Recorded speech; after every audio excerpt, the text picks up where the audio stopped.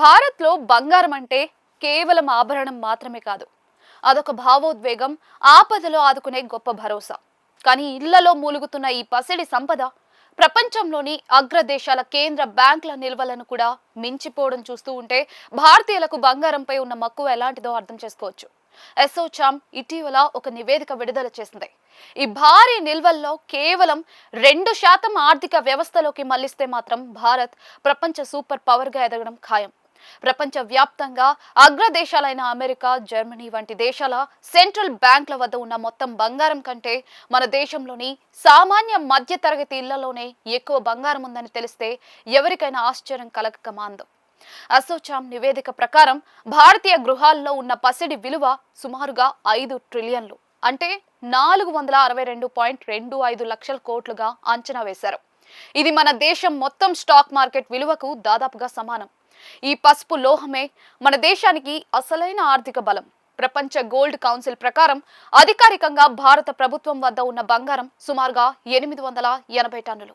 కానీ ప్రజల వద్ద ఉన్న బంగారం మాత్రం దీనికి 100 రెట్లు ఎక్కువగా ఉంది. ప్రపంచంలోని టాప్ 10 కేంద్ర బ్యాంకుల వద్ద ఉన్న మొత్తం బంగారం కంటే భారతీయుల ఇళ్లలో ఉన్న బంగారమే ఎక్కువని నివేదిక స్పష్టం చేసింది. ఈ సంపదను గనుక సక్రమంగా వినియోగిస్తే దేశ వృద్ధి రేటు ఊహించని స్థాయికి చేరుకుంటుంది. ఈ భారీ పసిడి నిల్వల్లో ఏటా కేవలం 2% నిధులను ఆర్థిక వ్యవస్థలోకి, అంటే గోల్డ్ బాండ్లు లేదా మానిటైజేషన్ స్కీమ్స్ ద్వారా మళ్లించగలిగితే మాత్రం 2047 నాటికి భారత జీడీపీకి అదనంగా 7.5 ట్రిలియన్లు తోడవుతాయని నిపుణులు విశ్లేషిస్తూ ఉన్నారు. దీనివల్ల తయారీ, మౌలిక వసతులు, వ్యవసాయ రంగాలకు భారీగా పెట్టుబడులు అందుతాయి. బంగారాన్ని కేవలం భద్రంగా దాచుకోవడమే కాకుండా అవసరానికి వాడుకోవడంలో కూడా భారతీయులు ముందున్నారు. 2025 నవంబర్ నాటికి దేశంలో గోల్డ్ లోన్ల విలువ 24.34 లక్షల కోట్లకు చేరిందని నివేదిక పేర్కొంది. అంటే ప్రజలు తమ బంగారాన్ని తాకట్టు పెట్టి వ్యాపారాలు ప్రారంభించడానికి లేదా ఇతర అవసరాలకు వాడుకుంటున్నారని అర్థమవుతుంది.